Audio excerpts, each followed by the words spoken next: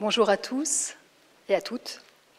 Je suis très heureuse d'être avec vous aujourd'hui. Merci d'être venus aussi nombreux à l'Université de la Terre et plus précisément à cette table ronde. Je me présente, je m'appelle Delphine Darmon, j'anime un podcast, Demain n'attend pas, qui donne la parole à des personnes inspirantes et engagées. Et j'accompagne des sociétés de toute taille dans leur transformation responsable et environnementale et sociétale. Alors le thème de notre table ronde aujourd'hui, c'est sobriété et prospérité. Évidemment, le mot qui est intéressant là-dedans, c'est le « et » la liaison entre ces deux termes qui, parfois, peut paraître antagoniste. On a parfois tendance à penser la sobriété comme nous amenant vers des mots comme la pauvreté ou le chômage. Et il s'agit maintenant de le repenser et de penser surtout comment est-ce qu'il peut être lié à la notion de prospérité qui nous permettra d'accueillir la sobriété dont on a besoin aujourd'hui à une période où les limites planétaires sont toutes franchies, à une période où la croissance verte ne nous a pas encore permis de décorréler énergie et croissance. Alors, tous les acteurs économiques sont évidemment invités à travailler cette sobriété. Nous tous, en tant que consommateurs, les entreprises, et on a un beau panel représentatif à cette table, et les pouvoirs publics. Aujourd'hui, on va échanger avec les entreprises qui sont leaders en termes de transformation et qui ont adopté un mode de fonctionnement sobre. Et on va voir ensemble ce que ça veut dire. On va illustrer ces transformations pour qu'on reparte de ce panel en ayant tous en tête la réalité d'une mise en œuvre possible.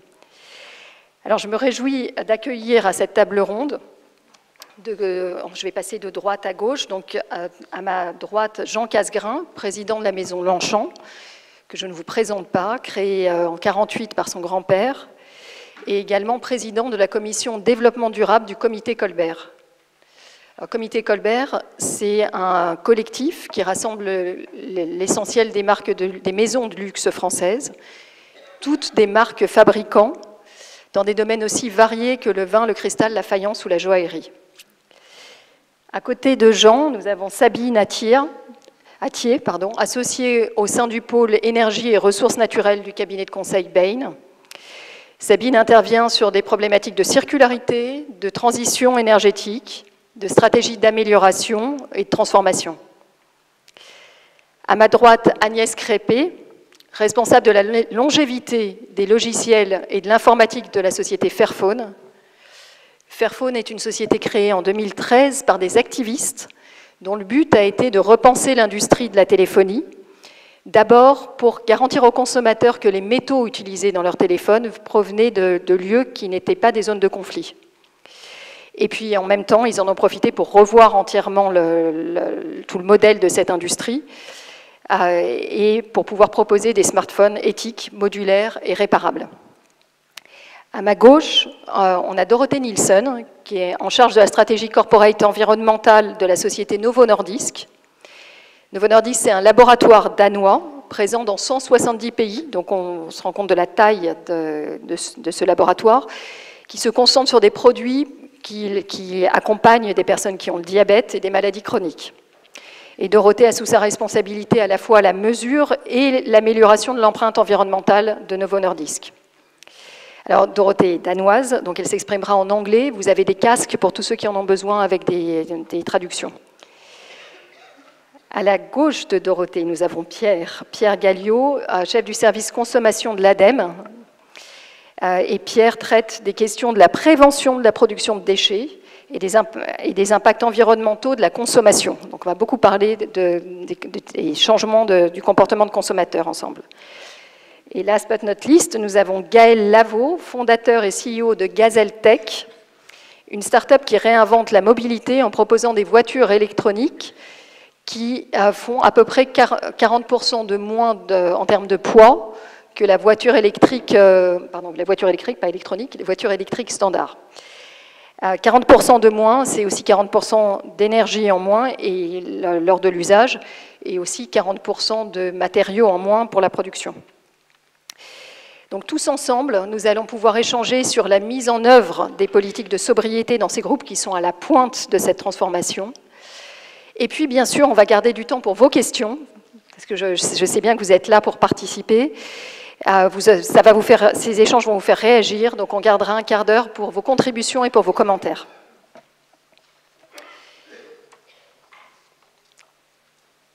Alors, pour commencer, j'aimerais commencer cette table ronde par un tour de table des différents intervenants et que chacun ait l'occasion de raconter les principaux enjeux auxquels il fait face dans son industrie et ceux auxquels son entreprise a choisi de s'attaquer. Donc, quand on parle de sobriété dans des industries aussi variées que la téléphonie, l'industrie pharmaceutique ou l'automobile, ou la téléphonie, oui, ou le luxe, de quoi parle-t-on ?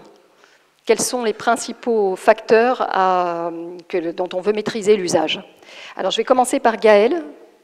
Gaëlle, si tu veux bien. L'automobile est évidemment très sous le feu du radar.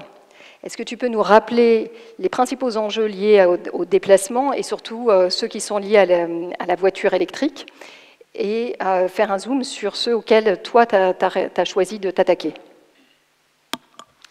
Bonjour à tous, ravi d'être avec vous aujourd'hui.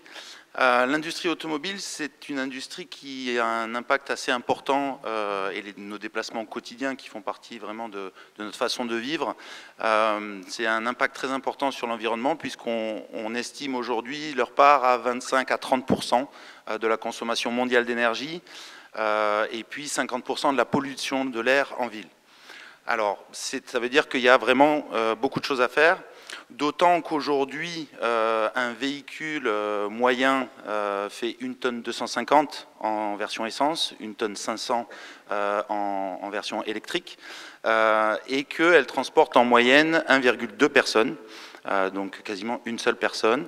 Et quand on sait que les 3/4 de la consommation d'un véhicule, c'est son poids, et bien en fait, on dépense notre énergie à bouger des voitures et pas à bouger des gens.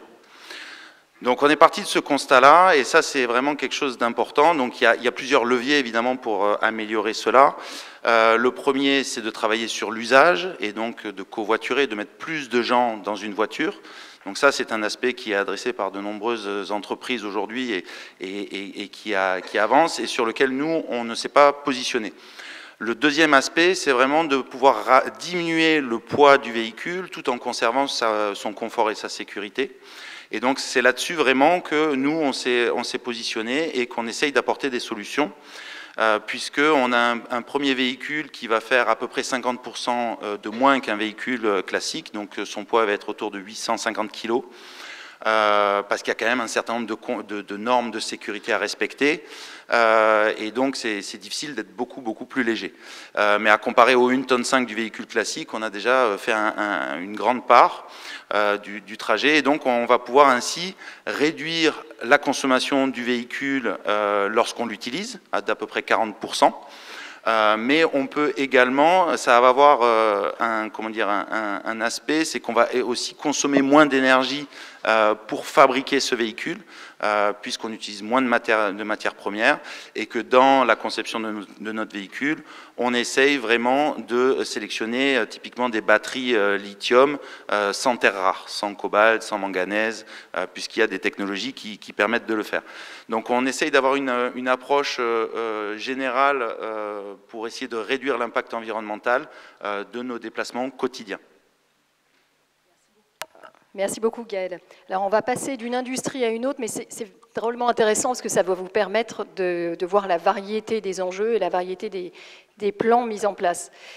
Donc, sans transition, je vais passer à Jean qui va nous parler de l'industrie du luxe. Alors, évidemment, quand on est dans l'industrie du luxe, on n'est pas presque par définition dans des produits plus durables. Donc, Jean, est-ce que vous pouvez nous dire comment est-ce que votre industrie, quels sont les principaux facteurs de plan de sobriété dans votre industrie et ceux auxquels vous avez choisi de vous attaquer chez Longchamp? Alors donc le comité Colbert a une centaine de maisons, une quinzaine de métiers différents, donc bien sûr il y a des enjeux et des différences entre toutes les maisons. Je vais essayer de synthétiser ce qui est commun à toutes.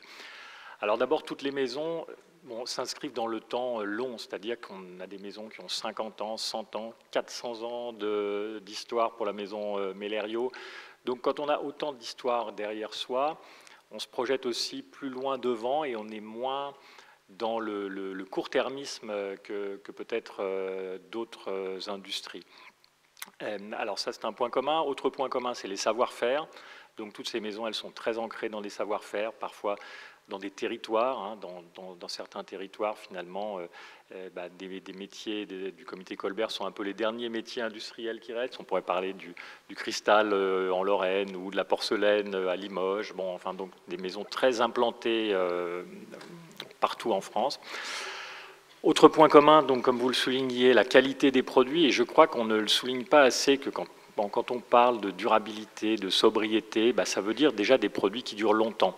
Donc le public parfois oublie un peu cet aspect et a une vision très technologique de ce que doit être l'éco-conception, l'éco-responsabilité, mais en fait parfois c'est des trucs simples, c'est juste de faire des produits qui vont donner beaucoup d'années de service. Et bon, ça au comité Colbert c'est quelque chose qu'on sait faire et je pense que c'est la base d'un produit de luxe ou d'un produit de haute qualité, c'est de donner de nombreuses années d'usage.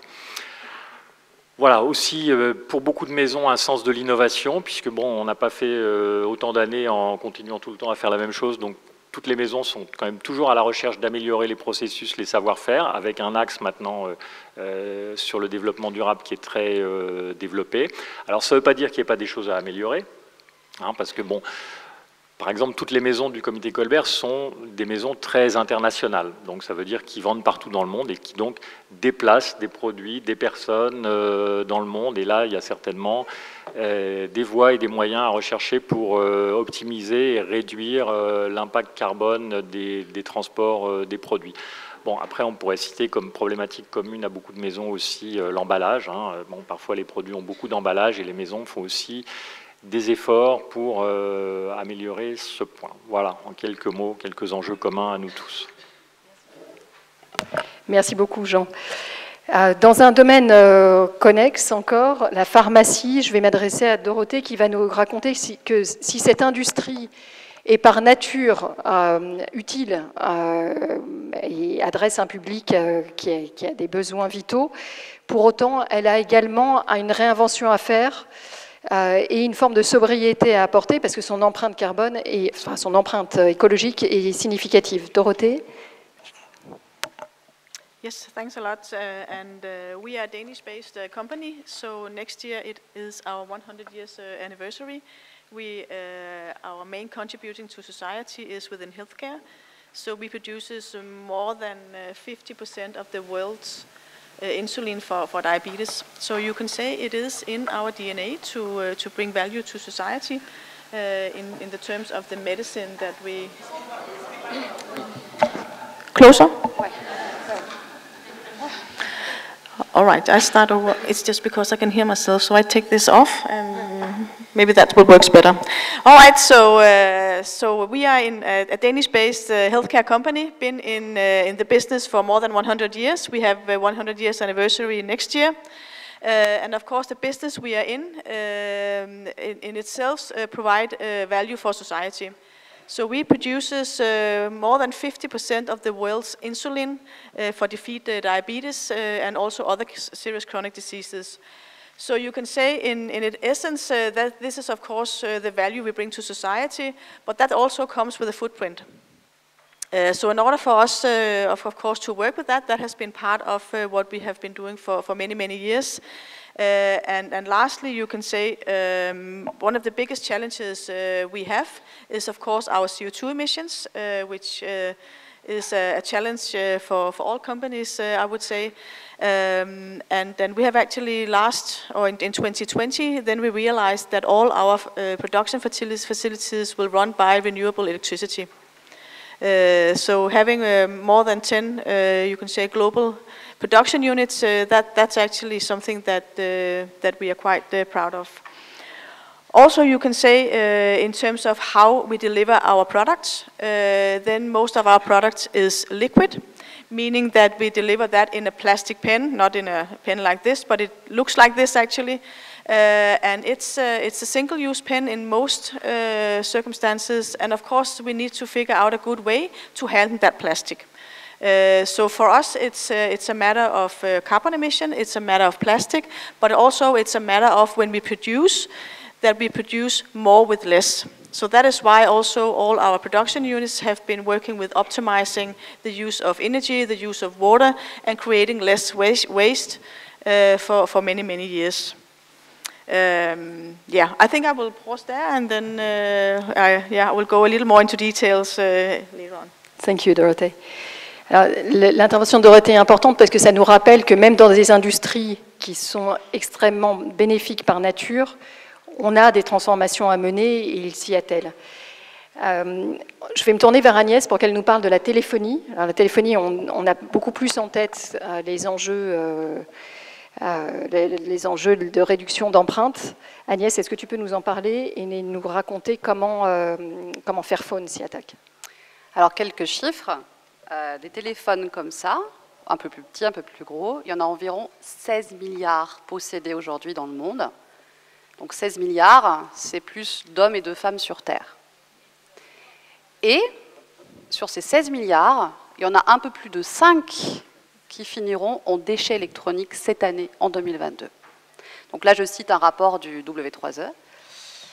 Et comment on en est arrivé là, sachant que pour celles et ceux qui ont possédé des téléphones il y a 15 ans, le Nokia 3310 avait une durabilité plus longue, avait une batterie qui tenait une semaine, etc. Donc on a voulu effectivement condenser dans un seul téléphone beaucoup de technologies, qui fait que potentiellement l'obsolescence est plus présente, mais pas que. Aujourd'hui, on pense sincèrement chez Fairphone qu'il y a aussi une ambition de l'industrie à être moins durable, parce que ça rapporte beaucoup de vendre des téléphones. Aujourd'hui, la moyenne d'usage d'un téléphone, c'est 2 ans. Et nous, on veut montrer par l'exemple, en fait, qu'un téléphone, ça pourrait être comme une machine à laver, ça pourrait être comme le Nokia 3310 il y a 15 ans, on pourrait le garder 10 ans, on pourrait le garder 7-8 ans, au minimum. Et donc, ce qu'on veut faire, c'est montrer par l'exemple que c'est possible. Quelque part, si Fairphone n'existe pas dans 10-15 ans, c'est pas très grave si l'industrie a changé. Donc on veut montrer par l'exemple qu'on peut faire les choses de manière plus responsable, même dans la téléphonie, même dans une industrie où les déchets sont très élevés, et même dans une industrie, on parle beaucoup d'environnement aujourd'hui, mais socialement parlant, et j'y reviendrai tout à l'heure, on a quand même une approche très néocoloniale. C'est-à-dire que qui subit aujourd'hui l'exploitation minière? C'est les pays des Sud. Qui subit aujourd'hui les déchets électroniques? La plupart des déchets électroniques finissent au Ghana, à Bogloshi ou en Asie. Donc c'est des choses qu'on ne veut pas voir ou qu'on voit difficilement. C'est pour ça que je parle de rapports néocoloniaux. Et finalement, on pense aussi chez Fairphone que tout est lié, quoi. C'est que finalement, ce rapport un peu néocolonial au numérique est lié aussi au fait d'avoir un cercle de consommation très élevé. Donc, qu'est-ce qu'on fait? On fait un téléphone qui est plus éthique, comme l'a dit Delphine. Donc, on veut faire en sorte de respecter les gens qui le fabriquent, donc de lever l'opacité sur la chaîne d'approvisionnement, faire en sorte que les mineurs, au sens des gens qui travaillent dans les mines, travaillent dans des conditions meilleures, au même titre que les personnes qui assemblent les téléphones en Asie. Aujourd'hui, on a 95% des téléphones qui sont assemblés en Asie. Et on veut faire aussi un téléphone qui soit plus réparable, qui soit, ça c'est mon boulot chez Fairphone, je fais la longévité software, donc qui est une mise à jour logicielle continue sur non pas 2 à 3 ans, mais plutôt 5, 6, 7 ans, pour faire en sorte que les gens le gardent. Merci beaucoup Agnès. Je rebondis sur quelque chose que tu viens de dire que je trouve très intéressant parce que ça renvoie à la question de la définition de la prospérité. Tu viens de nous dire on veille à ce que toutes les personnes qui travaillent à la chaîne de valeur de la création de cet appareil, de nos téléphones qu'on a tous dans les poches, aient une qualité de vie correcte. Je ne sais pas quel terme tu as employé, mais c'est à peu près ça. Et donc quelque part, tu viens de donner ta propre définition de la prospérité chez Fairphone, qui n'est pas forcément celle qu'on trouve dans le dictionnaire et pas forcément celle qu'on a tous en tête. Avant de venir en préparation de la table ronde, je regardais dans le dictionnaire ce qu'on nous disait pour prospérité, et c'est état d'abondance, état de richesse. Donc on voit là quelque chose qui, quelque part, est à la source, au travers de cette compréhension, de la situation dans laquelle on est aujourd'hui et de sa contradiction avec la sobriété. J'aimerais t'entendre, Pierre, si tu veux bien, sur ce sujet et qu'on revienne sur la façon dont l'ADEME entend ces deux termes, sobriété et prospérité.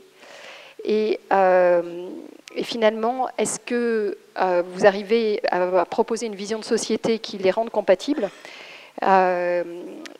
Et qu'est-ce que ça suppose comme modification culturelle? Merci, bonjour à tous et à tous.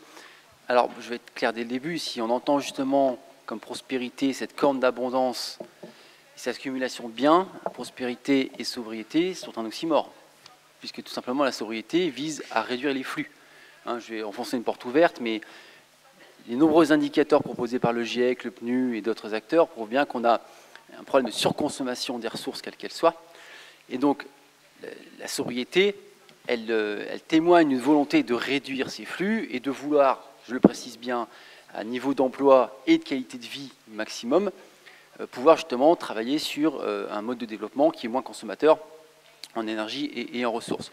Donc déjà, ça pose la question finalement des récits, des imaginaires, de ce qu'on entend par la prospérité. Qu'est-ce qu'une société prospère? Est-ce que c'est une évolution positive de la société et de la démocratie? L'accès à tous, justement, la consommation, ce qui est loin d'être le cas. Est-ce que c'est l'évolution de la médecine? Est-ce que c'est les droits des minorités, etc., etc. Si on ne la voit qu'à travers l'accumulation des biens ou l'innovation technologique, là, on va dans le mur, pour être très clair. Donc l'objectif, c'est en effet à la fois de s'assurer, c'est un peu la théorie du donuts de Kate Raworth, à la fois qu'on assure un minimum social, c'est-à-dire que la transition, elle se fera forcément sociale ou elle ne se fera pas, pour répondre à des enjeux de base, et à la fois, évidemment, être limité par le plafond environnemental et de ressources auxquelles on fait face. Donc pour ça, il faut pouvoir à la fois faire évoluer les récits et les imaginaires pour que, finalement, l'accomplissement de chacun se passe non pas à travers, encore une fois, cette accumulation, mais qu'on puisse avoir des récits de vie qui sont plus sur l'être que sur l'avoir, ou tout simplement redévelopper un récit individuel et collectif. Deuxièmement, sur l'entreprise, c'est là où c'est plus compliqué, puisqu'on est tous embarqués dans un modèle, ce qu'on appelle un modèle en volume depuis des dizaines d'années. C'est-à-dire que si vous voulez augmenter votre chiffre d'affaires et votre bénéfice, vous devez vendre toujours plus, et donc consommer toujours plus de ressources. Donc forcément, ça pose comme un double problème. Le premier, c'est pourquoi cette course effrénée vers l'accumulation de richesses? Là, je pose la question, parce que c'est bien ça aussi qui pose problème.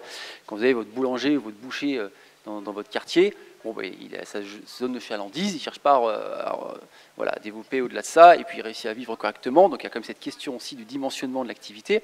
Et au-delà de ça, en tout cas, si on veut développer son activité, ce qui est le but d'une entreprise, créer de la richesse et l'activité, c'est comment on crée une économie, notamment comme l'économie de la fonctionnalité, qui répond aux besoins, parce que la question fondamentale à la sobriété, c'est quel est le besoin, réel ou supposé, psychologique ou physique, et comment on y répond, non pas par une réponse matérielle, mais par une réponse, pourquoi pas servicielle, ou en tout cas qui est plus adaptée et qui permet de réduire les flux. Merci Pierre, c'est passionnant et ça ouvre beaucoup de portes. Je voudrais, Sabine, que tu puisses rebondir dessus. Au travers des missions que tu mènes chez Bain, qui sont nombreuses, tu es amené à travailler dans beaucoup d'industries et beaucoup de tailles différentes d'entreprises. Est-ce que tu peux rebondir sur le point de Pierre et nous présenter des modèles, parce que Pierre disait très justement que les entreprises sont dépendantes de la croissance. Quels sont les modèles que tu vois se mettre en place dans les entreprises, se mettre en œuvre, qui permettent de concilier les impératifs économiques de l'entreprise et les limites planétaires? Absolument. Et je pense que le débat qu'on est en train d'avoir sur la définition de la prospérité est extrêmement important. Il y a eu un glissement sémantique en fait sur prospérité. Maintenant, prospérité, comme tu le disais Delphine, et comme tu le disais Pierre, est synonyme d'accumulation, d'abondance, d'opulence. Il y a un peu une notion d'excès quand même derrière ça. Et c'est assez logique parce que de facto, on est dans un système économique et un système de production qui est linéaire. Ça veut dire quoi qu'il est linéaire? C'est-à-dire que le taux de croissance économique est parallèle à notre niveau d'utilisation des ressources. Donc, je voudrais juste le remettre un tout petit peu en perspective avec quelques chiffres. L'extraction de matières premières a quadruplé sur les 5 dernières années pour atteindre 100 milliards de tonnes par an. Le niveau qu'on a d'utilisation des ressources de la planète fonctionnerait si on avait 1,7 fois la planète Terre. Et enfin, je voudrais terminer par le fait de dire que ce modèle linéaire, en fait, selon les estimations des scientifiques, est responsable de près de la moitié des émissions des gaz à effet de serre et de 90% des atteintes et de la réduction de la biodiversité. qui veut aller loin ménage sa monture, il faut sans doute revenir à une définition historique de la prospérité qui était en fait au départ être en bonne santé. Et donc, comment on assure la bonne santé du système global? Nous, on pense que la circularité permettra de faire le lien entre sobriété et prospérité. Du coup, la question, c'est qu'est-ce que la circularité? Il y a finalement, on peut y voir une définition assez large, et il y a potentiellement plusieurs niveaux en fait derrière. Le premier, je pense que beaucoup de gens dans la salle le connaissent, c'est le partage. Prenons l'exemple de Blablacar, donc service d'autopartage, qui permet en fait de bénéficier du temps inutile de votre véhicule qui est garé en fait 95% du temps. Deuxième niveau, la réutilisation. En fait, on est en train de redécouvrir, pour prendre un exemple très concret, les dépôts-ventes de vêtements qu'on a toujours connus. Mais, par exemple, il y a des solutions aujourd'hui dans d'autres secteurs qui sont en train d'être développées pour qu'on arrive à la réutilisation de l'eau. Donc, réutilisation des eaux grises en matière d'irrigation agricole, réutilisation des eaux grises en matière sanitaire. Et je pense qu'après le stress hydrique qu'on a tous connu en France cet été, voilà, c'est sans doute un exemple qui résonne. Le niveau d'après, si j'élargis encore un peu la définition de la circularité, elle va arriver en fait sur des sujets de réparation. Darty vient de relancer, par exemple, un service de réparation des équipements électroménagers. C'est ce qu'on se faisait il y a 50 ans, hein, de fait. J'élargis encore un peu, on va arriver sur le recyclage. Et si j'élargis encore un peu, on va arriver sur la régénération. Donc je prends un matériau qui est un déchet, et Dieu sait qu'on en a beaucoup, et j'en fais quelque chose d'autre à la fin. Les recherches qu'on a menées de notre côté nous montrent que arriver à mettre en place la circularité, donc arriver en fait à déconnecter notre croissance économique de l'utilisation des ressources, permettra de réduire de 40% les émissions de gaz à effet de serre et également d'assurer la croissance économique de l'Union européenne, donc plus 7 points de croissance à horizon 2030. Je voudrais également rajouter que dans la période géopolitique actuelle, la circularité, c'est aussi un moyen d'assurer la souveraineté sur un certain nombre de matériaux rares, je pense aux terres rares, qui vont rentrer dans les batteries, par exemple, ou un certain nombre d'autres métaux qui sont critiques pour l'industrie. Dernier point, peut-être, dans le contexte macroéconomique actuel, qui est difficile, avec une inflation forte, en fait, notamment sur les prix de l'énergie, on pourrait se dire que ça va être compliqué, à la fois pour les citoyens et les entreprises, de passer dans un autre modèle. Finalement, on pourrait voir le contexte actuel comme une opportunité, on en discutait tout à l'heure avec Jean. Avec des prix énergétiques extrêmement élevés, les entreprises vont être amenées assez mécaniquement en fait, à être plus attentives à leur niveau de consommation de ressources, ne serait-ce que pour tenir leur base de coûts, et c'est bien naturel. Le deuxième point, c'est qu'avec une inflation sur un certain nombre de matériaux, on va avoir des solutions durables qui vont devenir plus vite, plus compétitives que celles qui sont issues d'énergies fossiles. Je prends l'exemple de l'hydrogène vert, qui est produit en fait, à base d'eau avec de l'électrolyse. Toutes les estimations scientifiques disaient l'hydrogène vert sera compétitif en 2030, avec les prix du gaz qu'on a connus ces derniers mois, de facto, l'hydrogène vert, dans certaines conditions, est déjà compétitif. Alors, merci beaucoup Sabine, merci Pierre aussi. Je trouve que ça pose vraiment les termes du débat. Ça nous montre à quel point on a besoin de changements, mais aussi que ces changements sont à notre portée. Donc, je vais revenir auprès des industriels qui sont avec nous pour parler de la mise en œuvre et pour parler aussi de leur interprétation de ces termes prospérité et sobriété. Agnès, je voudrais revenir vers toi. Tu nous as parlé de la prospérité comme étant d'abord une prospérité partagée par tous ceux qui participent à la production. Comment est-ce que tu définis la sobriété et qu'est-ce que tu mets en place comme indicateur pour être sûr d'être une entreprise sobre ? Alors je reviens juste 2 minutes sur la prospérité. Donc effectivement, la prospérité, c'est de ne pas considérer que les pays occidentaux, donc d'arriver à définir ce que peut être une prospérité sur la terre entière, donc en prenant en compte les pays du Sud. Et sur la sobriété, la solution, c'est de vendre moins. Alors c'est sûr que ce n'est pas forcément à la mode quand on est industriel dans l'électronique de dire ça, mais c'est la clé. Si on veut réduire ces déchets électroniques que je citais tout à l'heure, etc., il faut arriver à ce que les modèles proposés dans notre marché, pour le nôtre c'est l'électronique, soient plus durables, pour que les gens en achètent moins. Tout à l'heure, je crois que c'est Gaël qui disait le coût de production est essentiel dans l'analyse du cycle de vie des voitures électriques. C'est pareil pour les téléphones. 75% des émissions de gaz à effet de serre, c'est la production. Donc si on veut diminuer ce truc-là, il faut faire en sorte que les téléphones durent plus longtemps, pour que les gens en achètent moins. Donc nous, notre solution sur la sobriété, c'est de faire des produits qui durent, je l'ai déjà dit, par une réparabilité matérielle. Donc quand vous avez un Fairphone dans les mains, ce qui vous saute aux yeux, c'est que vous pouvez facilement changer l'écran, la batterie n'est pas collée. Il faut savoir qu'aujourd'hui, dans l'électronique, il y a de plus en plus de modèles collés. Vous allez dans un repair shop de quartier, vous voulez vous faire réparer votre téléphone, il est collé. Donc difficilement réparable. Et l'autre aspect, c'est la longévité logicielle dont j'ai déjà parlé. Sur les fameuses KPI, donc effectivement, si on prétend faire un téléphone qui dure, si on prétend qu'on respecte les gens dans la supply chain, il faut être capable de prouver que ça marche. Donc on a tout un ensemble de KPI, d'indicateurs de performance que vous pouvez retrouver dans nos rapports annuels. On mesure sur le terrain, ce qu'on appelle dans le field, le taux d'utilisation des téléphones. Donc on va être à 5 ans et demi.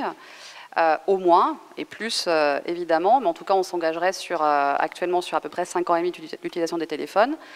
On mesure ça avec le taux d'activation de cela. On mesure aussi le taux de téléphone qu'on récupère pour les recycler par rapport au taux de téléphone qu'on vend. Donc on veut être 100% e-waste neutral. Donc on veut faire en sorte, même si on ne récupère pas que des Fairphones, de pouvoir récupérer n'importe quel autre téléphone et de les recycler. On a aussi beaucoup de travaux sur les fair materials, donc faire en sorte que le cobalt, l'étain, le tungstène, l'or, donc tous ces minerais dits de conflit soient extraits de manière plus responsable, donc évidemment en évitant les conflits armés, mais aussi en évitant qu'il y ait des enfants dans les mines, même s'il y a une première étape obligatoire d'aller bosser avec les familles sur place dans les mines artisanales avant d'arriver à autonomiser justement ces gens-là. Il y a aussi un travail qu'on fait sur la réutilisation de minerais dans les déchets électroniques, ce qu'on appelle l'urban mining. Donc ça se mesure et c'est publié chaque année dans nos rapports. On a aussi une mesure sur le nombre de personnes qui bénéficient de nos programmes sociaux. Donc là, je parle plutôt de l'assemblage dans les usines en Chine.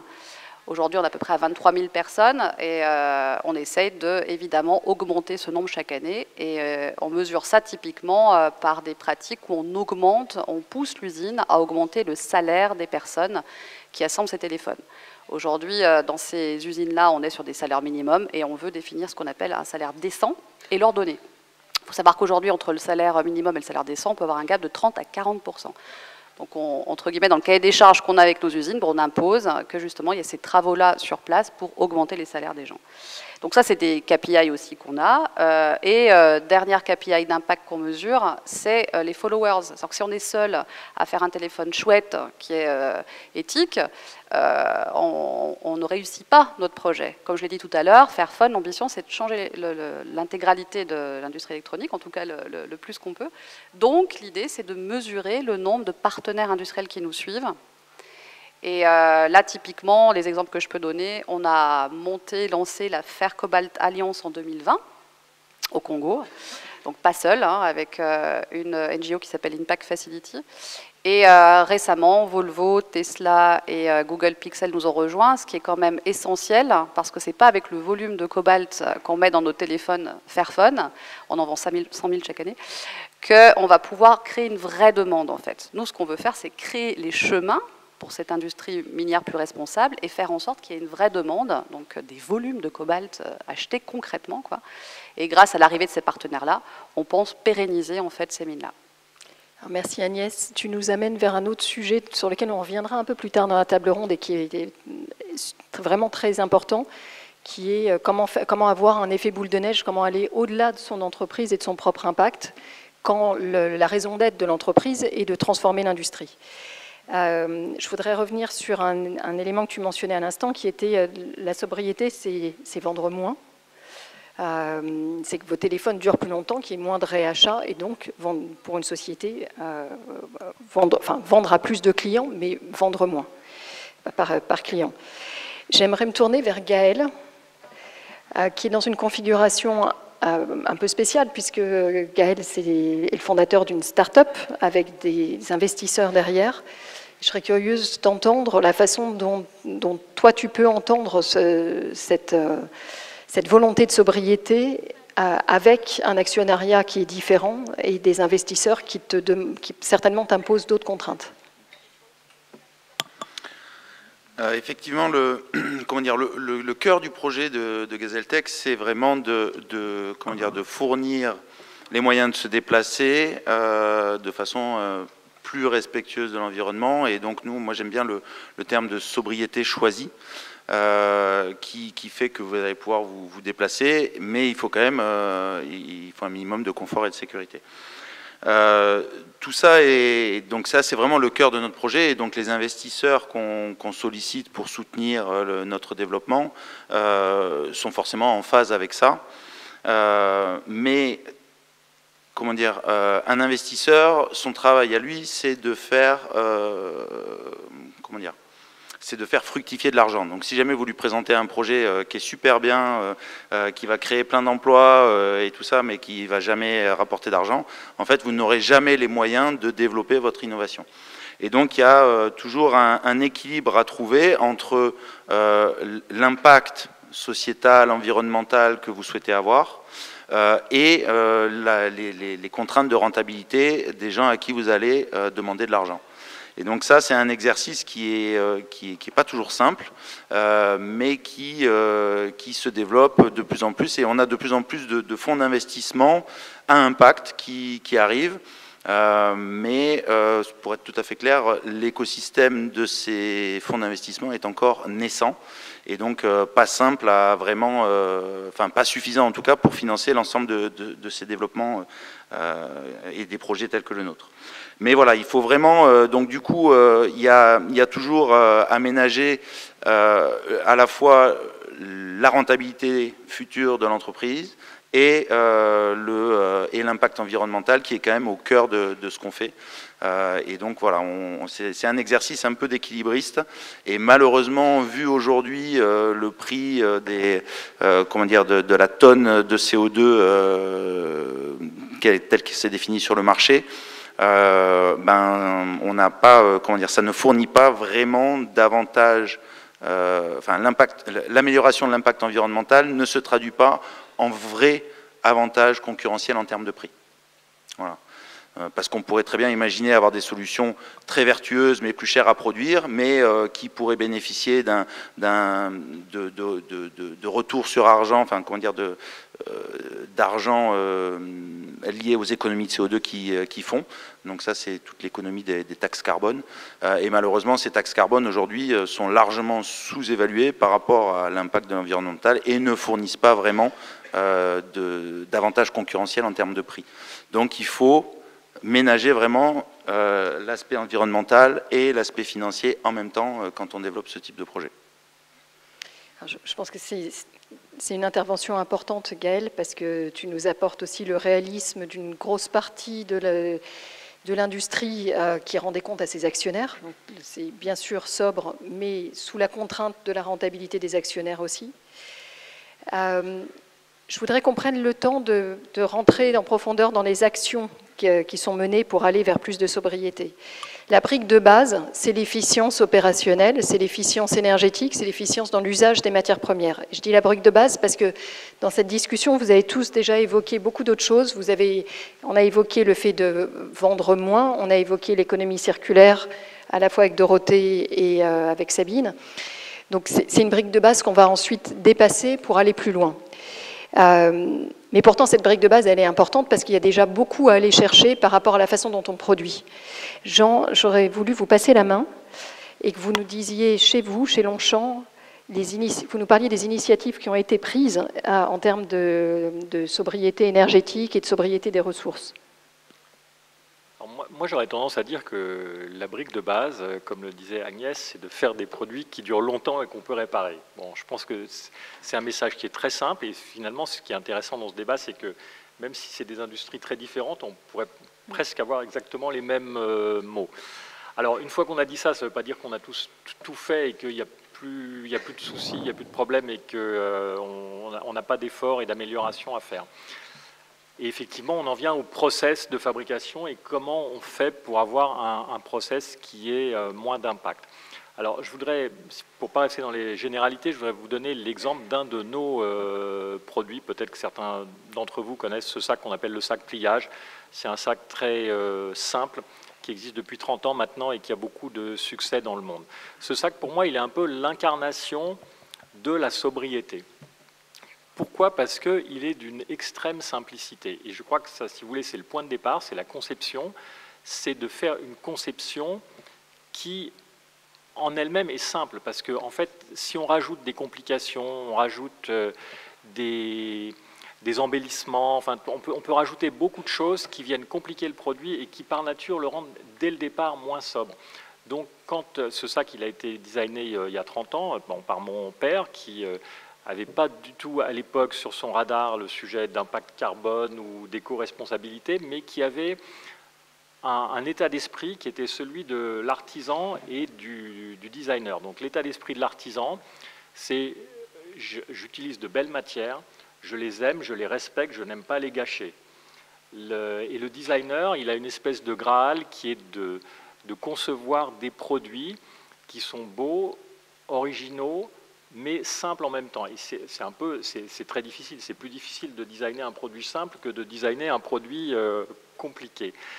Donc, dans cette recherche, voilà, il a conçu ce sac qui est un simple morceau de toile polyamide plié en deux, avec quelques morceaux de cuir pour faire les poignées et une fermeture éclair pour le fermer. Donc, partant de ça, on avait déjà une base de départ, si vous voulez, d'un produit qui était en lui-même à très très faible impact. Bon, et on a essayé d'aller chercher plus loin pour l'améliorer. On a revu tous les composants.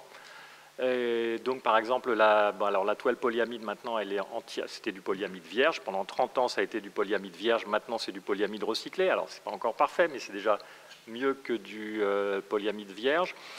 Le cuir provient maintenant entièrement de tanneries qui sont certifiées par un organisme qui s'appelle le LWG, qui vérifie en particulier, d'autres choses aussi, mais la qualité environnementale des tanneries dont il vient. On a revu la fermeture à glissière, dont la tresse maintenant est aussi en polyamide recyclé. Le petit bouton pression comprend du métal recyclé. Bon, on a été à fond. On a revu l'emballage. Et puis, on a revu aussi les modalités de fabrication. Alors, nous, Longchamp, on fabrique en France, pas seulement en France. On fabrique aussi en Asie, par exemple. Et puis, avant, on avait des produits qui faisaient la navette entre la France et l'Asie, des matières premières qui partaient d'un côté, qui revenaient. Bon. Donc, aujourd'hui, on est en train de régionaliser notre production, de réserver à l'Europe les produits fabriqués en Europe, à l'Asie les produits fabriqués en Asie. Et ça, l'impact est très, très considérable.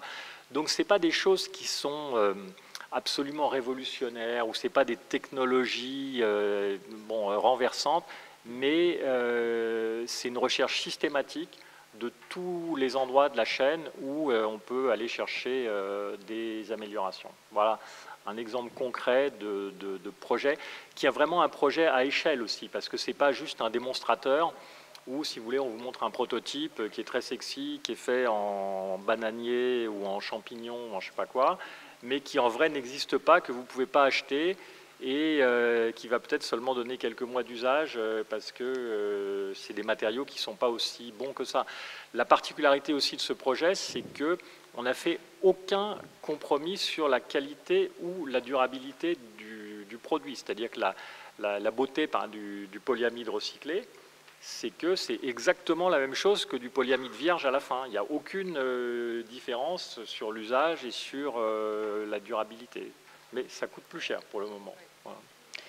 Alors, merci Jean. Vous nous rappelez qu'il y a aussi beaucoup de bon sens, parfois des révolutions, mais ça commence d'abord par du bon sens et de la recherche systématique d'optimisation produits, matières, process, sur lesquels on a déjà beaucoup à aller gagner dans les entreprises par rapport au mode de fonctionnement historique. C'est un travail que vous avez fait sur le long terme, parce que c'est un changement pour une organisation qui est déjà en place depuis quelques décades. Avec Gaël, on a quelqu'un qui s'est construit en étant nativement efficient.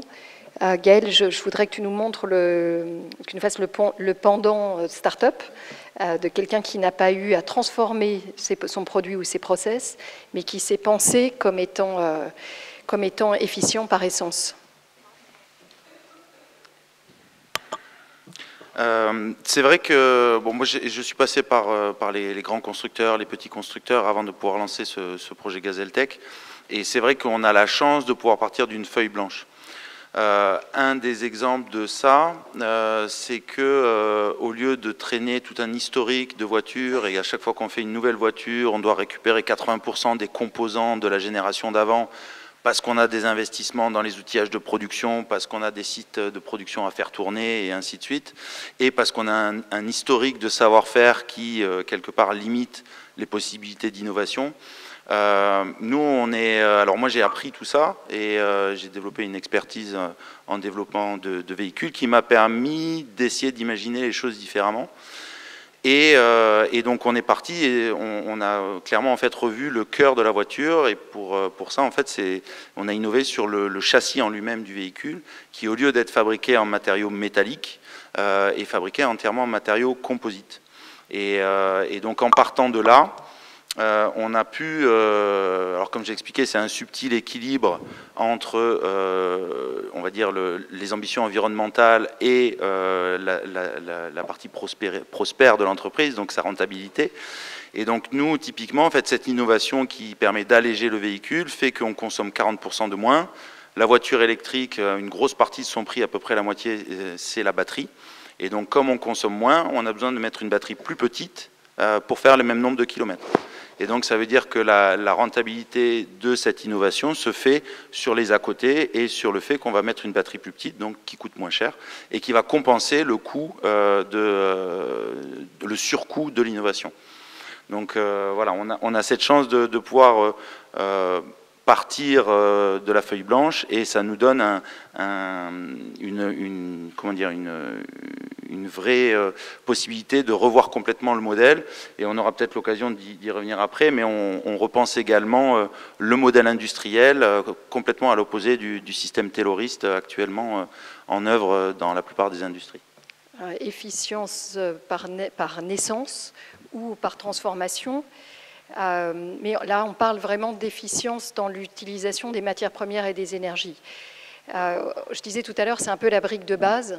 Il y a aussi des choses qui nous permettent d'aller plus loin et certains d'entre vous penseront certainement qu'il est indispensable d'aller plus loin car on ne fait qu'un bout du chemin par l'efficience. On a évoqué ensemble quelques-unes des modalités. J'aimerais revenir sur le sujet de l'économie circulaire. On a la chance d'avoir avec nous Dorothée qui a mis en place dans Novo Nordisk une véritable transformation d'entreprise pour s'appuyer sur de l'économie circulaire. Dorothée, est-ce que tu peux nous en parler?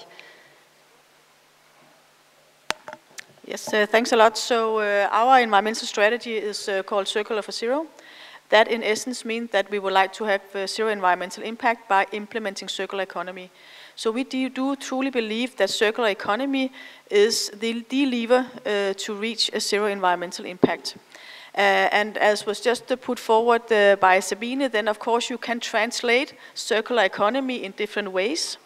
The way we have done it in Novo Nordisk is that it's kind of threefold. So first of all, it's about using less. And you might think that that's obvious, but I think that is something that we should really think about. The less you use, the less you actually pollute. So that's the first one. The second one is that try to minimize your waste. And if you cannot do that, then think about, can anybody else use that waste? It might be internally, but it could also be externally. And the last part is about our products, because it is really about the products that we produce as companies. So how can we ensure that the products that we put on the market are designed for circularity and that's easier to reuse? In Novo Nordisk currently we do have products that are quite old innovation, I should say. So they were produced or innovated by great scientists maybe 15 or 20 years ago. And back in that time, nobody thought about an environment. So of course, our job now is to make sure that the innovation we bring to market in the future are more sustainable. But at the same time, it's also important for us to take care of the waste that we put on the market, or the products, you can say, we put on the market currently. I told you before that one of our biggest challenges is our plastic in our pens. And that is why we have introduced a take-back scheme, meaning that it's actually possible for our patients to deliver back their used plastic pens to a pharmacy close by, and there we make sure to reuse the material from that. And those of you that are sitting in that part of the auditorium can actually see a chair up here that is made out of some of those pens that we have actually produced. And of course you can challenge us saying that why don't you just reuse your pens, but we need to be mindful that we are talking about medical waste. So a lot of regulation comes into our industry. That is our ultimate goal to do that, but while we are working on that, then we find good ways to use the resources. And a nice chair produced by a Danish designer could be one way. We have already launched the Take Back program in Denmark, and we will launch it in France, hopefully, you can say, this year. And now I just want to put it right, and I'm looking at my notes here. So we will introduce it in 4 regions. So it's Île-de-France, Centre-Val de Loire, Hauts-de-France, and Normandy. And I know my team in France has put a lot of efforts in making that happen in terms of regulations and so on. But from hopefully this year or early next year, it will actually be possible for patients to deliver back their used product at a pharmacy. Then if I may just mention 2 more small examples of what we are actually doing. We also have a production unit here in France that actually, where we have more than 12,000 colleagues. And recently they changed their coal-fired boilers into biomass. So simply by changing the energy source, you can actually reduce your CO2 impact quite extensively. So of course, thinking about how you shift from fossil-based into renewable sources. One last point is that it's good that we can do things on our own, but more importantly that we can work together. So I want just to bring up a small example from Denmark, where we have the world's largest industrial symbiosis. And that symbiosis actually consists of more than 20 companies that have worked together for the past 50 years. So long before anybody talked about circular economy, just because it makes good sense.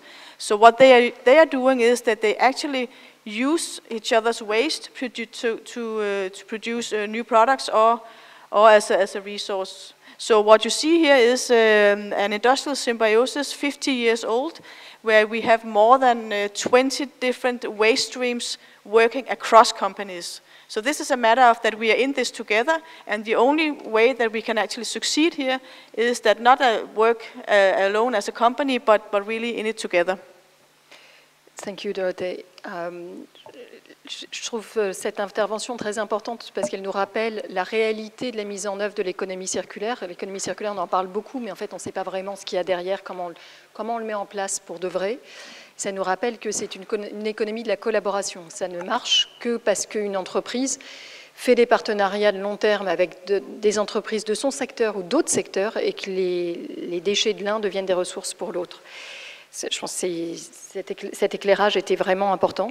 J'aimerais faire rebondir à la fois Sabine et Pierre sur les différents modèles qui permettent d'aller plus loin en termes de sobriété et sur, peut-être en commençant par toi Pierre, pour nous parler aussi de l'acceptation ou pas par les consommateurs.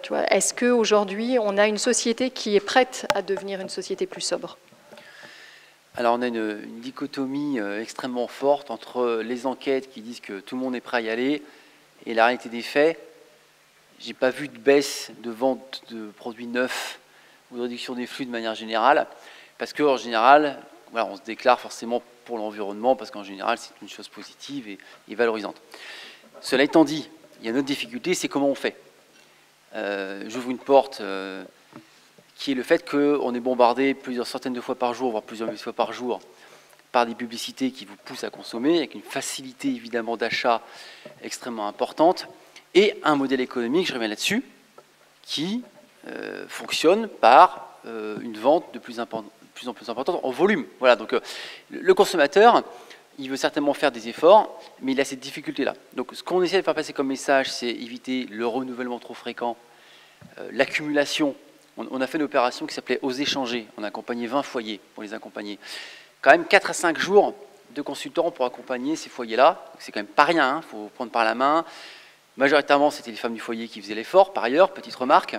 Et donc, c'était comment je fais le constat de tout ce que j'ai chez moi comme bien, et comment je fais pour me désintoxiquer des achats, et comment je fais après en fait pour donner, revendre, et faire en sorte que quand il y en a un qui rentre, il y en a un qui sort, etc.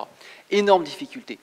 Il y a limite le mot difficulté, le mot souffrance même qui sont apparus. Parce qu'il y avait une émotion dans les objets, dans la façon de faire qui était extrêmement complexe. Alors en plus, quand la personne, en l'occurrence la femme du foyer, devait gérer pour le mari, pour les enfants, et donc avec sa charge mentale pour tout le monde, c'est encore plus compliqué. C'est important de le signaler. Et on avait par exemple des chiffres assez extraordinaires. Pour les chaussures, par exemple, en moyenne, les adultes du foyer avaient 2 fois plus de chaussures que ce qu'ils imaginaient, après les avoir comptées, et 3 fois plus que ce qu'ils pensaient avoir besoin. Donc c'est quand même assez extraordinaire. Et donc ça, on l'a fait sur quasiment les textiles, à peu près tout, alors, sans parler du nombre d'équipements qui sont planqués, qu'on n'utilise plus depuis des années et qui ne servent à rien. Donc on a un effet accumulatif qui est lié, encore une fois, à la représentation, qui vise que le bien-être égale accumulation de biens, égale sécurité matérielle, qui sont importantes à prendre en compte. Et puis là, dans ces temps de Black Friday, on voit bien en quoi il retourne, ce qui pose aussi la question, encore une fois, des notions d'innovation. Qu'est-ce que l'innovation? Parce que sur des marchés saturés, c'est-à-dire en gros quand tout le monde a le même équipement, bah, si on veut pouvoir vendre, il faut pouvoir créer de l'innovation pour pouvoir justifier un nouvel achat. Donc la question du progrès et l'innovation, petite porte ouverte, sont aussi des notions importantes dans nos sociétés.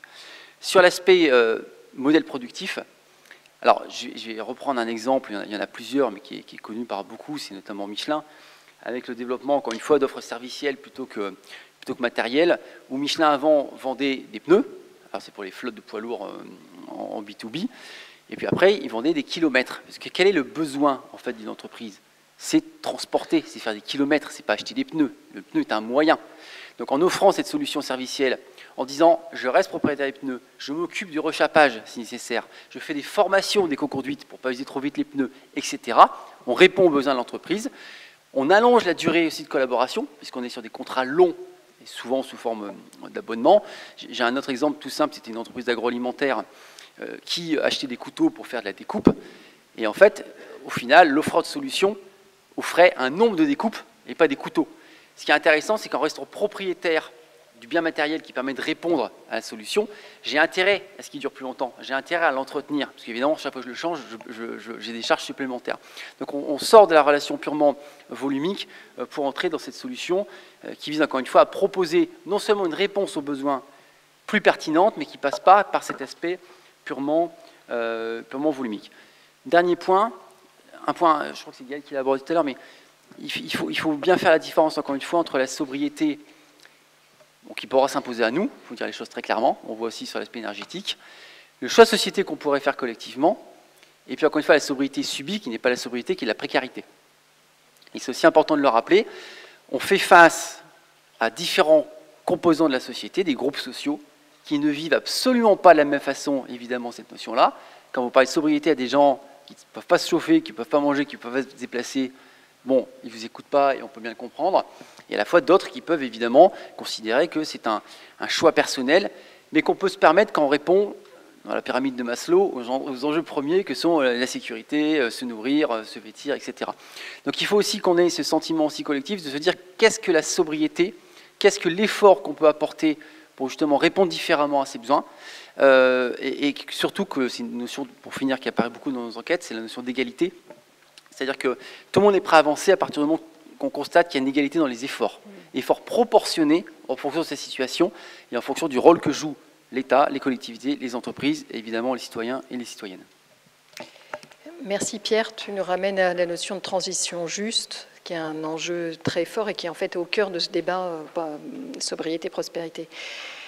Tu nous as beaucoup parlé du passage du produit au service comme étant une des voies, en plus de la circularité et en plus de la réduction de la consommation, pour pouvoir exercer une pression moins forte sur les ressources naturelles. Sabine, rapidement, est-ce que tu veux rajouter quelques exemples en sus de ceux mentionnés par Pierre? Très très vite, parce qu'on a déjà dit beaucoup de choses. Sur la partie modèle de consommation, je pense que voilà, c'est une histoire de choix, chaque citoyen en fonction de ses moyens, on se le disait, qui peut à la fin voter avec son porte-monnaie. S'agissant des modèles de production et les modèles productifs, La bonne nouvelle, c'est que nous, quand on interroge en fait les grandes entreprises et leurs exécutifs, c'est que, bon, évidemment, les problématiques RSE, elles sont en haut de l'agenda. On a plus de la moitié d'entre elles qui considèrent que devenir plus circulaire, c'est un impératif maintenant. En revanche, il faut aussi se rendre compte qu'on est au début du chemin. Ceci étant dit, moi j'ai beaucoup d'espoir en fait quand je vois des nouveaux acteurs qui arrivent sur le marché, et là on a plein de très beaux exemples. Je vais vous en donner quelques autres, donc on a parlé de Blablacar tout à l'heure, mais en fait ces exemples d'acteurs qui vont considérer les déchets des uns comme étant une ressource, un actif caché en fait qu'on va pouvoir exploiter. Phoenix, qui est une start-up française, et qui en fait se bat pour valoriser le taux de casse des supermarchés. Donc le taux de casse, c'est les produits que les gérants d'hypermarchés doivent retirer des rayons parce qu'ils sont trop proches en fait de la date limite de consommation ou parce qu'il y a eu un petit accroc sur le packaging. Et donc Phoenix, ils ont développé une plateforme pour que les particuliers qui habitent à côté ou les associations qui ont besoin de s'approvisionner en fait en produits alimentaires puissent le faire auprès de ces supermarchés. Je trouve que c'est vraiment une belle initiative.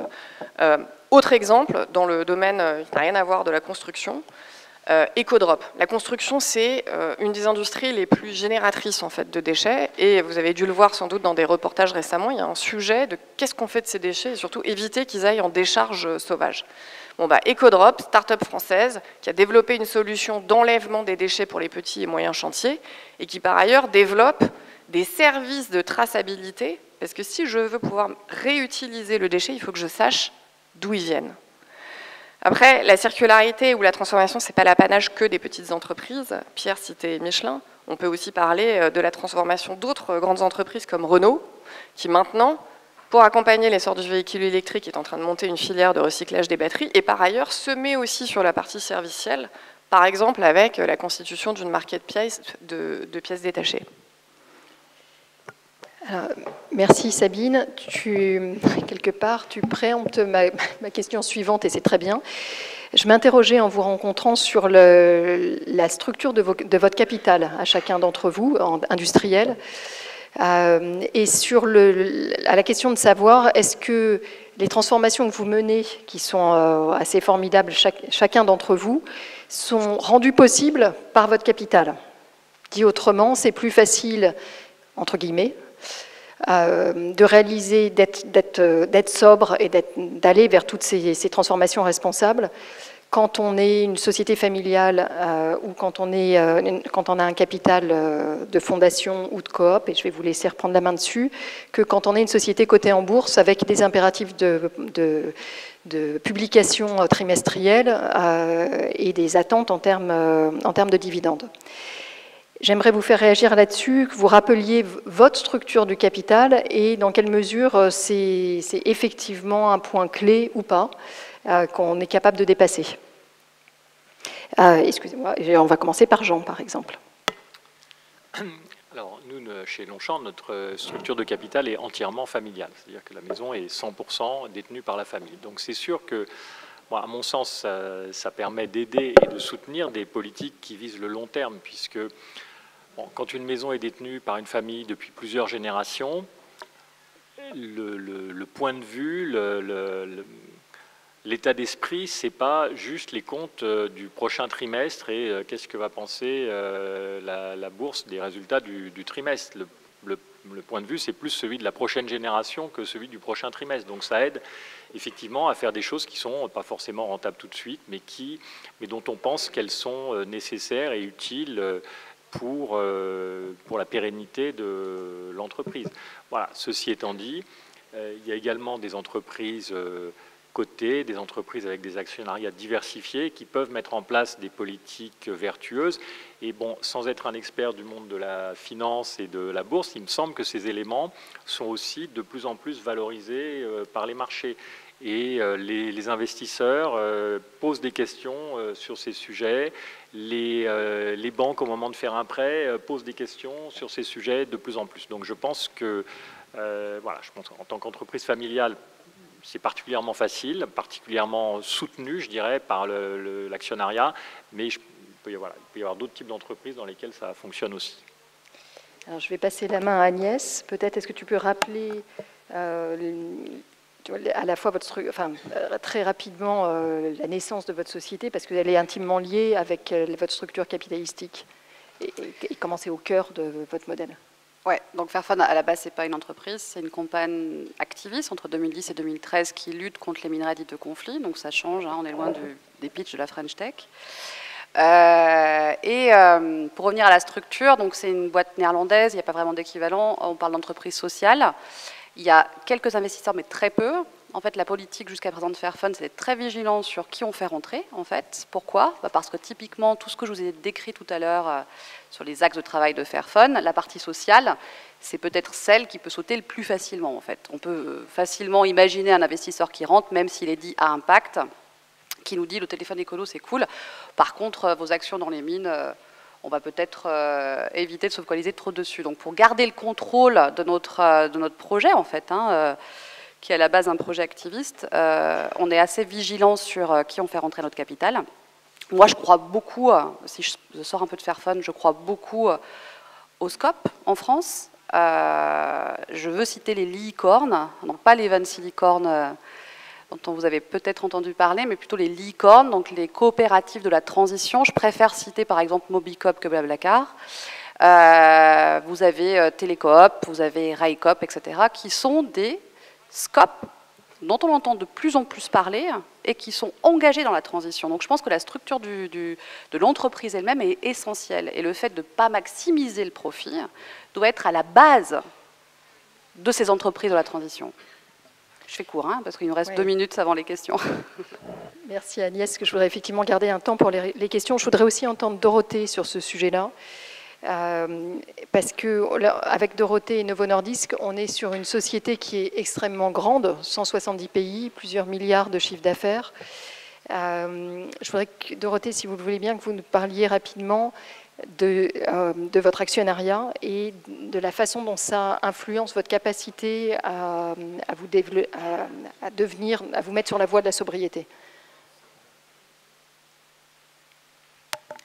Yes, thanks a lot. So in terms of our ownership structure, then we are owned by a foundation.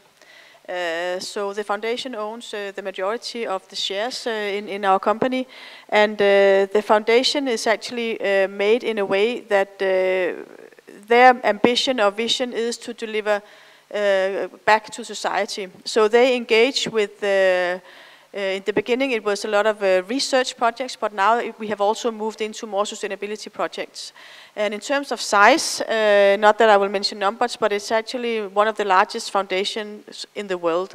So of course you can say that gives a huge impact in what we can give back to society as a company, but also as a foundation, and I think that's for the long-term perspective works very, very well.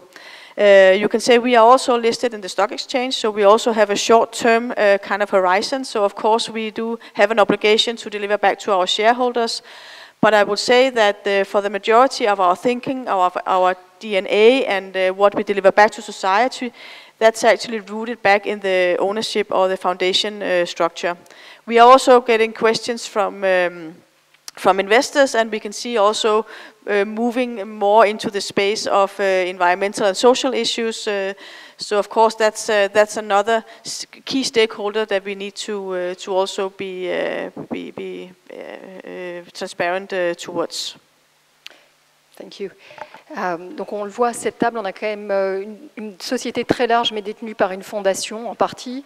Une société qui s'apparente plus à une coop dans une version française, une société familiale.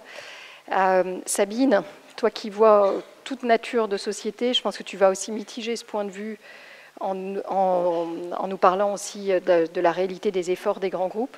J'ai envie de te demander de nous élargir le débat et aussi de nous parler de ce dont on aurait besoin comme cadre réglementaire, que ce soit au niveau français ou au niveau européen, pour que ce qui est aujourd'hui d'abord l'apanage de sociétés comme celle que nous avons à cette table, prolifère dans tout l'environnement économique.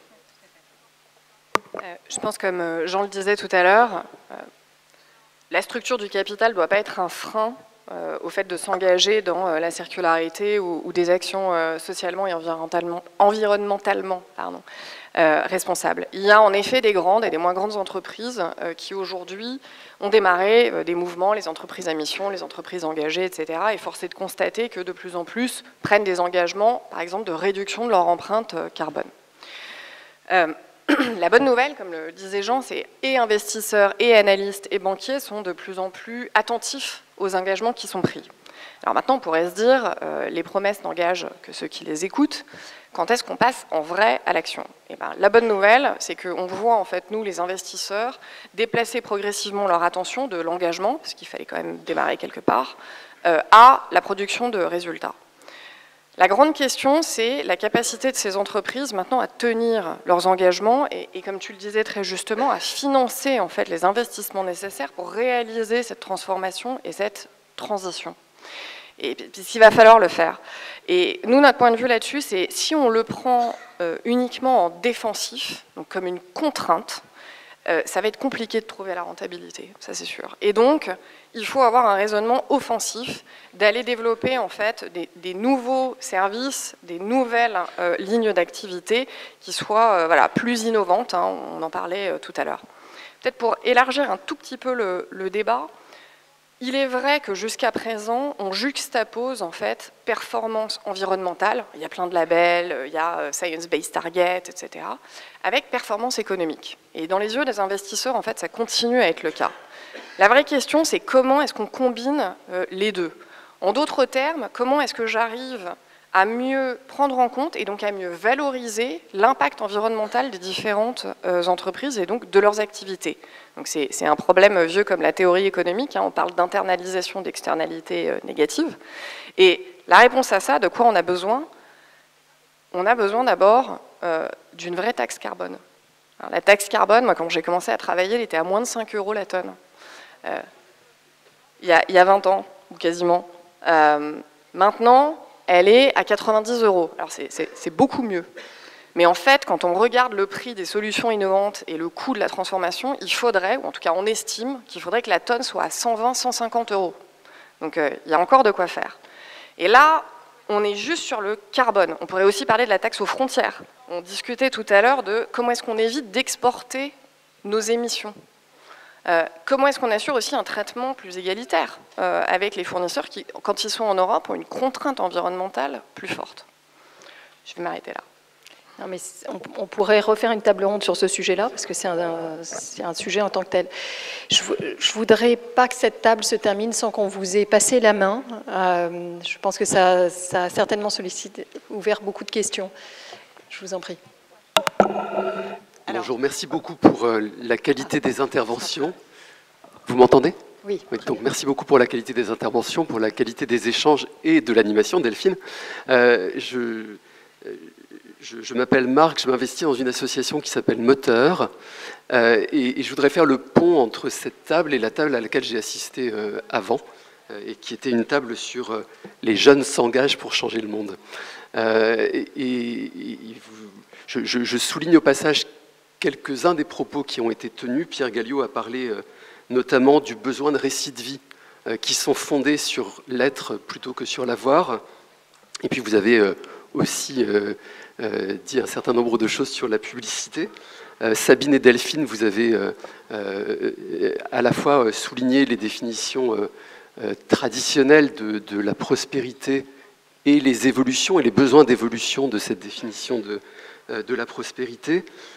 Et donc ma question, j'y arrive, c'est entre les jeunes et les entrepreneurs d'avenir, et en sachant qu'il y a heureusement plein de jeunes entrepreneurs d'avenir, comment faire ? Comment faire, et là je m'adresse à Gaël, je crois, qui a utilisé cette belle expression de sobriété choisie. Comment faire pour que les jeunes choisissent cette sobriété? Et puis, clin d'œil à Agnès, comment faire pour que les jeunes choisissent un Fairphone plutôt qu'un iPhone? Merci Marc pour ta question. Je vais peut-être la passer à Pierre, parce que d'abord, je pense que le sujet de la sobriété choisie, sobriété subie était un sujet que tu levais. Et je pense qu'il y a peut-être deux sujets derrière. C'est les jeunes comme jeunes arrivant sur le marché de l'emploi et il y a jeunes consommateurs qui viennent nous remplacer comme consommateurs. Et pardon, la vraie question, je pense, c'est la question de l'éducation. Comment faire pour que les jeunes soient éduqués, non pas par la publicité à la consommation, mais éduqués à une sobriété joyeuse et à une prospérité qui ne soit pas seulement l'accumulation. Très bon sujet, et c'est effectivement un sujet pour Pierre. Merci beaucoup. Bon, vous l'avez bien dit, encore une fois, il y a la question de la norme sociale et de ce que c'est que réussir sa vie quelque part, ou bonheur, ou on peut élargir comme ça. Si vous posez la question à 100 personnes en leur demandant si vous gagnez au loto 10 ou 100 millions d'euros, vous faites quoi? Moi, je vous fiche mon billet, les 3 premières réponses, et je fais le tour du monde en avion, je m'achète une maison où il y a 10 salles de bain, et je m'achète une voiture qui peut aller à 300 sur des routes à 50. Parce que la représentation qui nous est vendue, c'est ça. Alors non, chacun a sa vision des choses. Voilà. Donc, si on peut revoir cette représentation individuelle et collective, pour se dire finalement c'est quoi finalement réussir sa vie, chacun a sa propre réponse. Hein. Il ne s'agit pas que qui que ce soit, encore moins l'État, apporte sa norme, sinon ça s'appelle une dictature. Hein. Mais voilà, comment on puisse avancer là-dessus. Après, il y a la question de l'éducation. Moi, il y a quelque chose qui me marque pas mal, c'est sur l'alimentation. Il y a de plus en plus de restauration externe, avec les déchets que ça génère, avec la malbouffe que ça génère, etc. Alors parfois la bonne bouffe, hein, je ne veux pas critiquer l'ensemble de la restauration externe, mais pourquoi aussi? Parce que je pense que quand on a des enfants, et moi j'en ai, si on leur apprend ce que c'est qu'un produit alimentaire, comment cuisiner, comment prendre le temps de cuisiner, parce que je crois que c'est un sujet qui a été abordé par tout le monde, la question du temps. Jean l'a beaucoup abordé, mais c'est absolument fondamental, la notion du temps. C'est l'accélération permanente du temps qui fait qu'on prend, on jette, on cuisine plus, etc. On a envie de changer, les rotations permanentes de produits, de téléphones ou autres. Donc la notion du temps, elle est fondamentale. Donc ça, l'éducation, elle doit pouvoir apprendre aussi la relativité par rapport en effet à ces objets, par rapport au faire soi-même, les apprentissages aussi de la réparation, et le détachement aussi par rapport à l'objet. Voilà, alors ça, après, chaque parent, évidemment, a sa possibilité ou pas de le faire, ça dépend aussi du milieu et du détachement qu'on a par rapport à ça, mais vous avez parfaitement raison. Après, dernier point, toujours la question, est-ce que c'est à l'école de le faire? Parce que moi, là, j'ai parlé des parents, parce que je pense que c'est le rôle essentiel des parents. On demande tellement de choses à l'école. Voilà, entre apprendre le numérique, entre apprendre les sauveteurs secouristes, que sais-je. Ça peut être un point d'entrée. Est-ce qu'on revient à une sorte de morale ou civisme rattaché à la défense de l'environnement? Je ne suis pas complètement sûr. Je pense que le cercle familial est, à mon avis, le plus pertinent.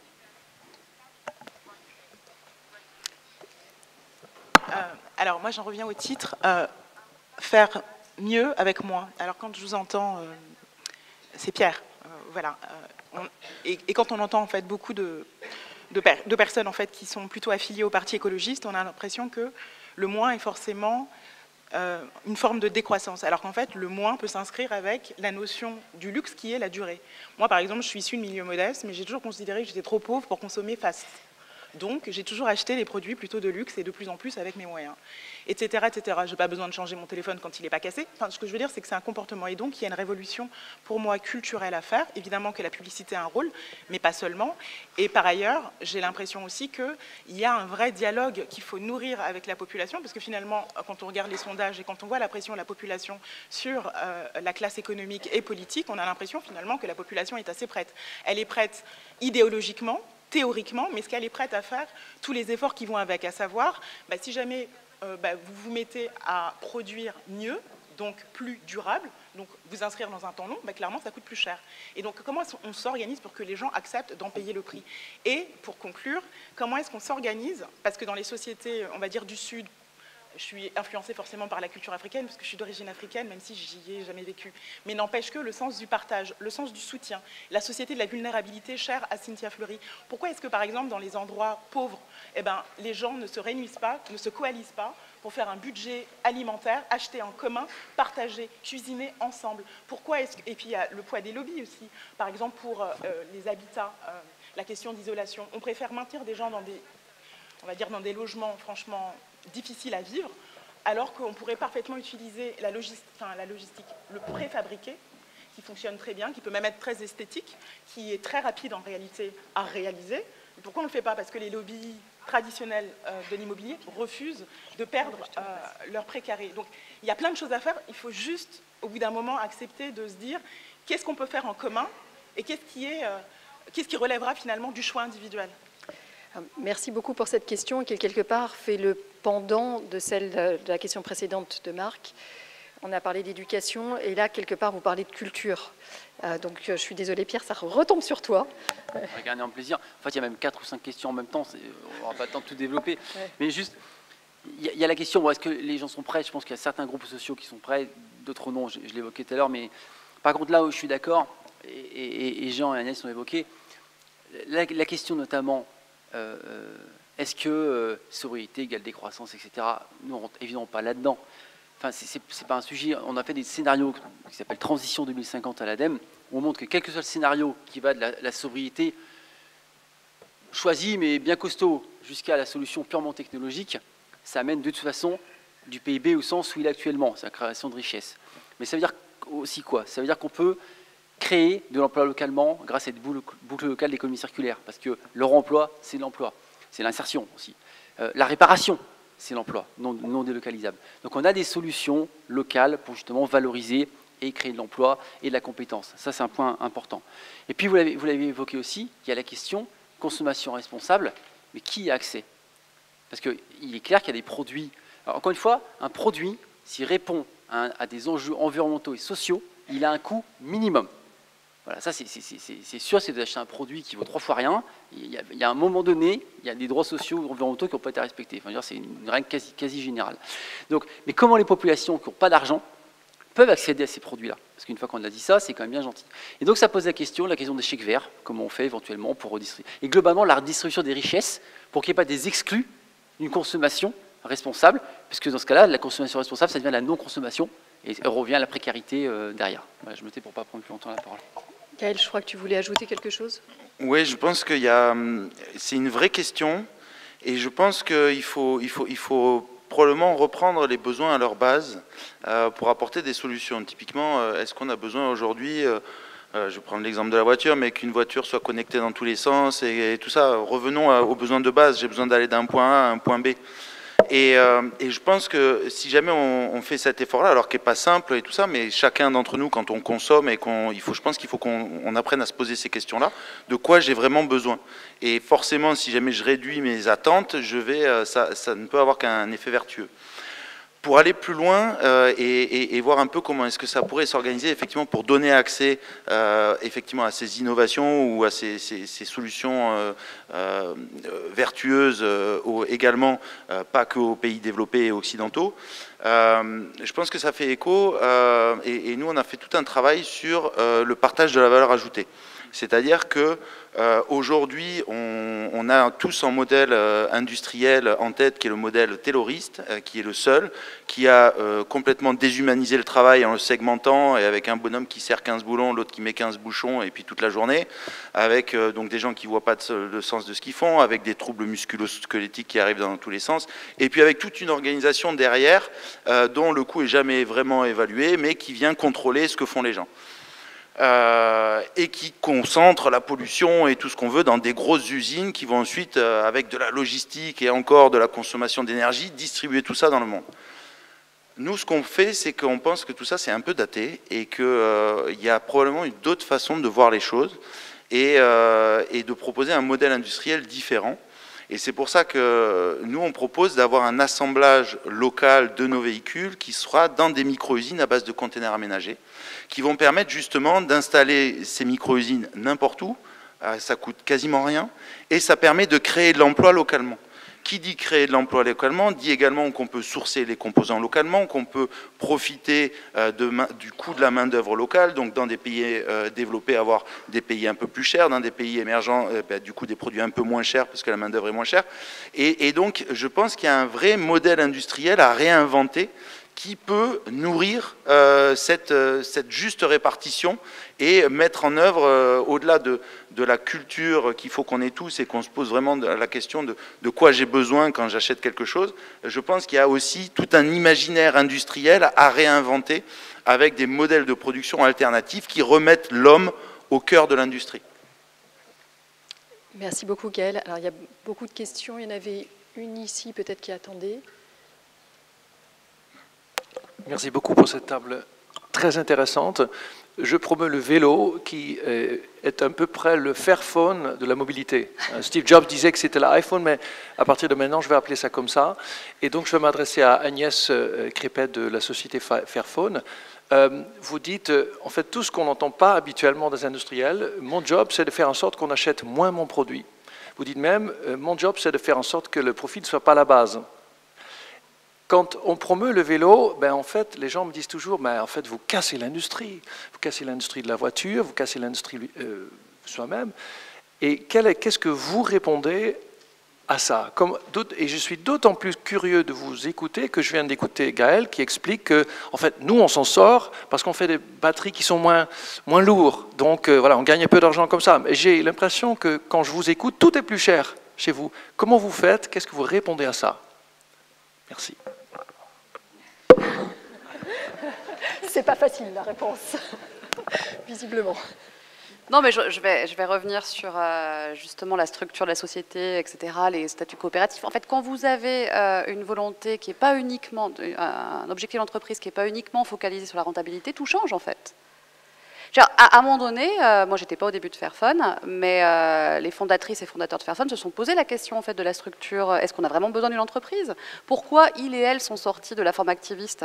Parce qu'ils se sont rendus compte qu'il fallait être au cœur du business, etc., que ça pouvait être plus utile, mais il y a eu une vraie réflexion de savoir si ça valait le coup d'y aller.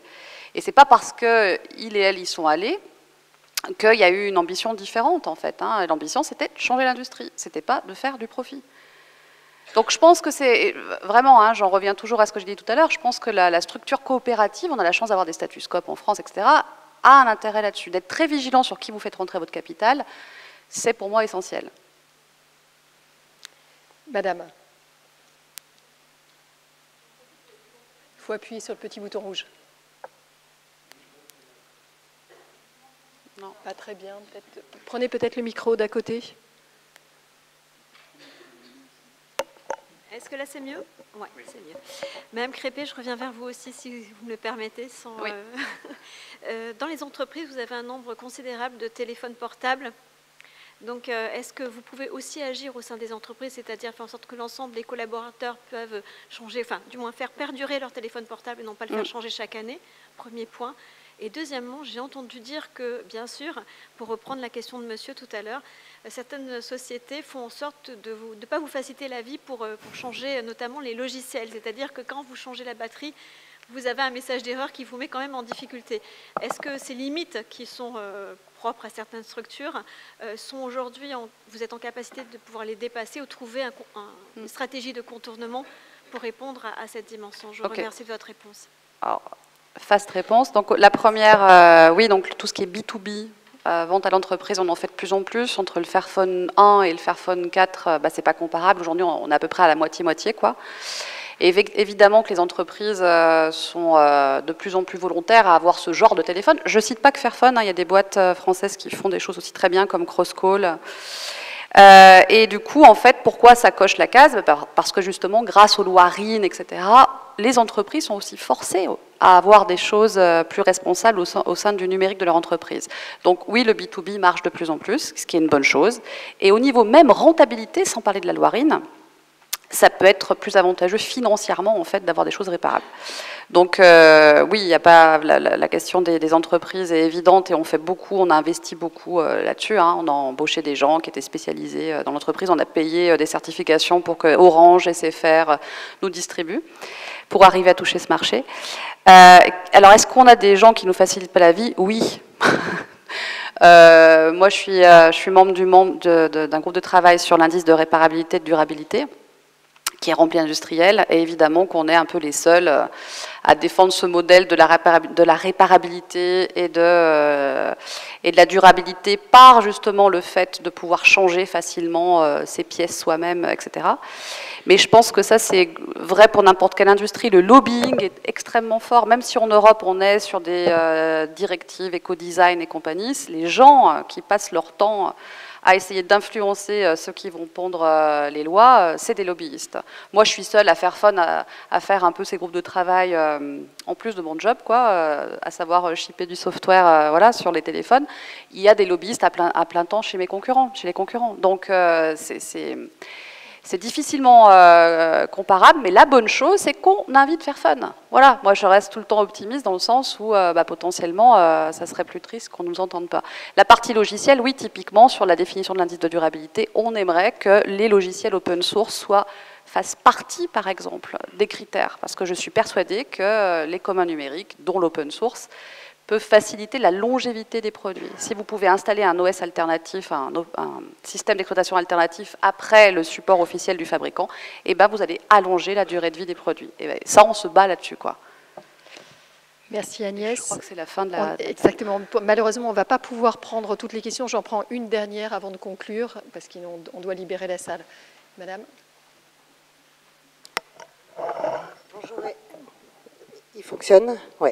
Donc bonjour et merci, c'était très très intéressant. Moi j'aimerais aborder la question de la psychologie. En fait, aussi bien au niveau du comportement de l'acheteur qu'au niveau du comportement des actionnaires, je crois qu'il y a un rapport au pouvoir que donne l'argent. Si j'achète quelque chose, j'ai une forme de pouvoir. Moi, ça m'arrive aussi, même bien que je sois très écolo, quand je vais pas bien, quand je déprime, je vais acheter quelques trucs, faire un peu de shopping et ça va mieux. Donc, je crois qu'il y a cette question qui est très peu adressée au niveau de l'écologie, le pouvoir qu'on pense avoir avec l'argent, soit pour consommer au niveau des consommateurs, soit au niveau des actionnaires, dont à nouveau Agnès vient de mentionner que les lobbyistes étaient hyper puissants, hyper présents, les actionnaires, les investisseurs aussi, et eux, leur préoccupation et leur peut-être besoin numéro un, c'est le pouvoir. Comment est-ce qu'on peut atténuer ça et passer, ça a été dit aussi, du pouvoir d'être et de faire plutôt que du pouvoir d'être dans une forme de domination par rapport à l'autre. Merci pour cette question qui pour moi fait écho à quelques autres questions qu'on a abordées avant. En particulier les deux premières qui parlaient d'éducation, qui parlaient du rôle des récits et d'une partie des réponses quand Gaël mentionnait notamment le besoin de revenir sur la notion d'utilité dans chacun de nos achats et le retour à ces valeurs-là, que ce soit au niveau de la transmission dans les familles, comme tu le disais Pierre, au niveau de nos choix individuels ou au niveau, comme tu en parlais Agnès, au niveau des entreprises. À chacun de ces niveaux-là. Je vais pas avoir le temps de repasser le micro parce que je pense que c'est un sujet qu'on a abordé par petits bouts. Je voudrais juste conclure d'abord en vous remerciant tous parce qu'effectivement c'était une table ronde avec des personnes d'abord très remarquables dans ce qu'ils peuvent chacun faire dans leur entreprise et aussi très, très représentatifs qui nous démontre la variété des entreprises qui sont engagées dans cette transformation, variété des secteurs, variété des tailles, et qui nous donne aussi la conscience qu'il est possible de bouger. Il y a beaucoup de lignes à franchir. Il y a un certain nombre de sujets qu'on n'a pas eu le temps d'aborder. Je voudrais juste en citer quelques-uns pour qu'on se quitte sur ces questions qui seront peut-être abordées dans d'autres tables rondes que vous aurez la chance de voir aujourd'hui ou plus tard. On n'a pas parlé des modalités de transformation dans les entreprises, et c'est un sujet très important parce que ces transformations sont un vrai changement de culture. Dorothée a abordé plusieurs fois la notion de partenariat, et aussi chez Agnès, l'importance d'amener un écosystème. Il y a l'écosystème et il y a la transformation. Comment on arrive à de la coélaboration avec l'intégralité des salariés pour embarquer cette transformation longue. C'est un sujet très important. Sabine avait évoqué les attentes qu'on a au niveau de l'État et au niveau de l'Europe d'augmentation du prix de la taxe carbone et d'intégration dans les prix des externalités. Je pense que c'est un vrai sujet qui peut s'étendre derrière au sujet plus général de nos indicateurs de performance à tous les niveaux. Et là aussi, on rejoint les sujets de psychologie au niveau individuel, mais au niveau des entreprises et au niveau de l'État, où la focalisation sur la croissance et le PIB peut être questionnée. Voilà, je voulais vous remercier à tous de votre présence.